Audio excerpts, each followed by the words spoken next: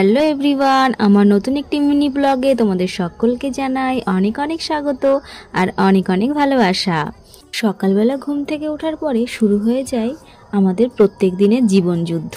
আজ হলো শনিবার আর আজকে তো আমার টিউশনি পড়ানো থাকে না। আর দেখো সকালবেলায় এই পাখিটাকে ভাবলাম বিস্কুট দেব, কিন্তু ঘরে কৌটাতে দেখি বিস্কুটই নেই। এই জন্য আমি ঘর থেকে মুড়ি এনে ওকে দিলাম। আর এই দেখো আমার শাশুড়ি মা কিন্তু এখন বিড়ির প্যাকেট করছে। মা কিন্তু বিড়ির কাজও করে। আসলে মা অনেক রকমেরই হাতের কাজ জানে। আর আমাদের মতো মানুষদের সত্যি কথা বলতে সুখ তো স্বপ্নে আর শান্তি হলো শ্মশানে।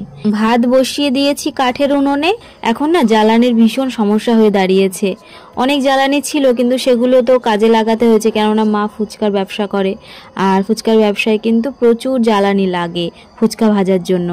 আর আজকে কিন্তু রান্না করেছি ফুলকপি আলু দিয়ে সিলভার কাপ মাছের ঝোল।